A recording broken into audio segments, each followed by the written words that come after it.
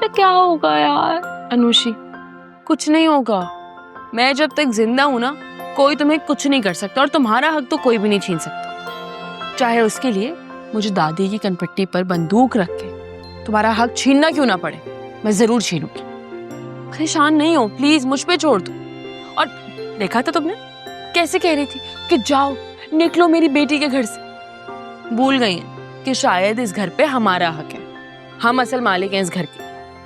किसी से क्या ही गिला करें अर्शी, हमें रास्ते की धूल बनाने वाला तो हमारा खुद का बाप ही है। अब तुम्हें पता है, मैं तुम्हें एक गुड न्यूज देना तो भूल ही गई। क्या? डॉक्टर सुखाब ने कहा है कि वो मेरी जॉब ढूंढ रहे हैं और पूरे यकीन के साथ कहा फौरन वो मेरे लिए जॉब ढूंढ लेंगे। अल्लाह तुम्हें बहुत कामयाब करे और तुम्हें थोड़ी अकल दे और तुम्हें थोड़ा बहादुर बना दे। अनुषी, बहुत पागल हो तुम, बहुत नासमझ हो। तुम्हें पता है, लोग किसी की मासूमियत पर तरस खा के ना उसका हक उसे प्लेट में पेश नहीं करते, अपने हक के लिए लड़ना पड़ता है, अपना हक छीनना पड़ता है। और वैसे भी तुम और इमाद एक दूसरे से मोहब्बत करते हो, एक दूसरे के साथ मुखलिस हो, इसलिए अपने हक के लिए तुम्हें खुद लड़ना हो, समझी? अच्छा खैर छोड़ो ये सारी बातें, उठो उठो जल्दी से। आंटी काशफा फ्रोजन सीख कबाब और मलाई बोटी लेकर आई, चलो खाते हैं, मुझे भूख लग रही है। खुदा के लिए अर्शी जाने दो, एक नया मास खुल जाएगा यार। हाँ तो खुलने तो मास, मुझे कोई फर्क नहीं पड़ता, मुझे भूख लग रही है यार। और वैसे भी इस वक्त की जो भूख होती है ना, वो डिनर से कहीं ज्यादा बेहतर होती है और खाना का दिल भी बहुत चाह रहा होता है। चलो उठो उठो, चलो जल्दी चलो।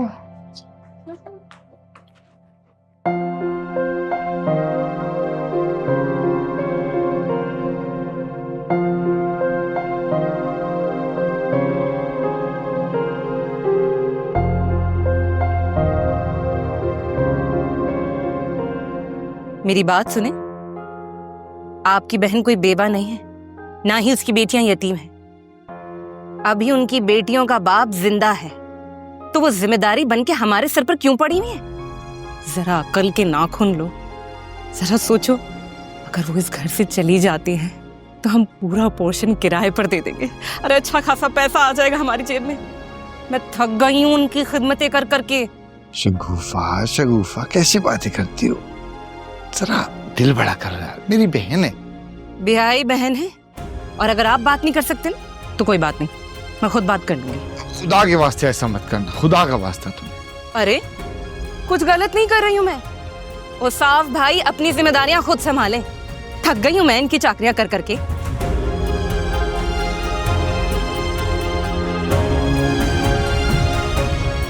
हद होती है, ऊपर से भूख लगी है, वो खाना नहीं लेकर आई अभी तक।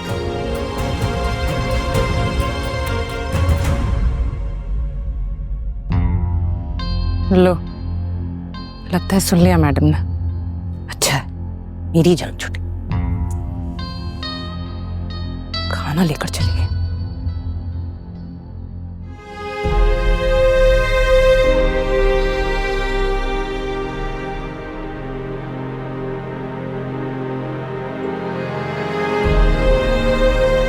ये नीचे क्यों ले आई?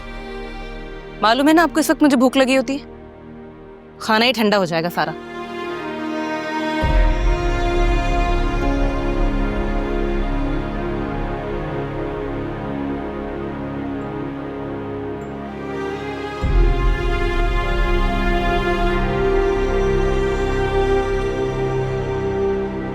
बात सुनो, मैंने कोई जोक मारा जो तुम दांत निकाल निकाल कर हंस रहे हो?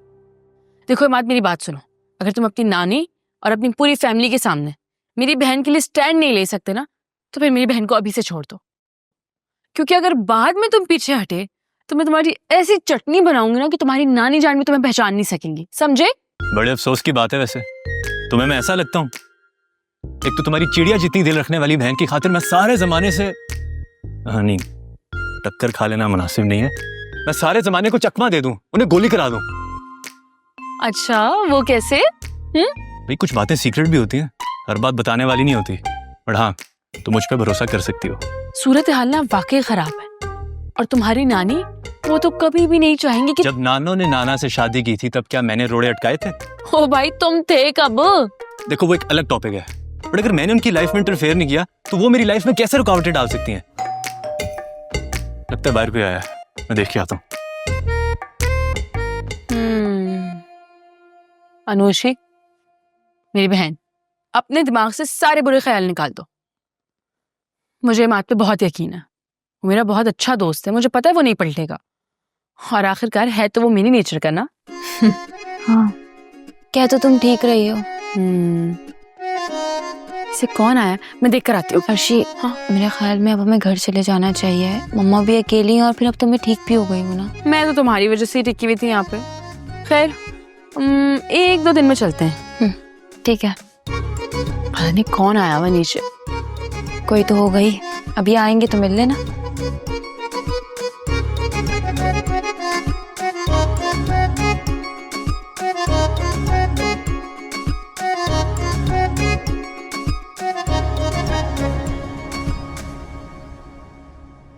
अस्सलाम वालेकुम। वालेकुम सलाम, कैसी हो?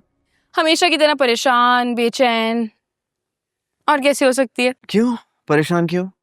ऐसे ही बोल रही है, मैं तो ठीक हूँ। वैसे आप क्यों आए यहाँ पे? मेरा मतलब है कि हम में से तो कोई भी नहीं बीमार, तो फिर किसने कॉल करके बुलाया आपको?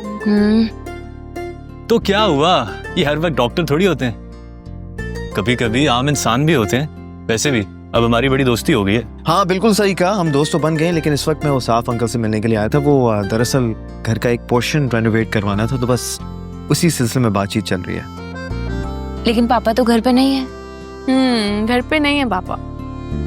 तो आ जाएंगे, बता दिया मैंने इन्हें, तभी यहाँ लेकर आया हूँ। थोड़ा टाइम हमारे साथ भी स्पेंड कर लेंगे। हाँ हाँ क्यों नहीं। और हाँ वो मैं तुम्हें कॉल करने वाला था, कल सुबह 10 बजे हॉस्पिटल आ जाना, ठीक है?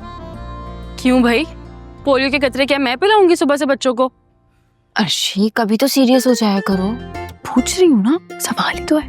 इंटरव्यू के लिए मेरी एक जानने वाली हैं, तो काफ़ी कामयाब बिजनेस वूमेन भी हैं, तो अगर वहाँ पर तुम्हारी जॉब हो जाती है तो मुझे बहुत इत्मीनान रहेगा। तो अच्छे से इंटरव्यू देना, ठीक है? Thank you so much doctor साहब, आप बहुत अच्छे हैं। Thank you doctor सिहाम।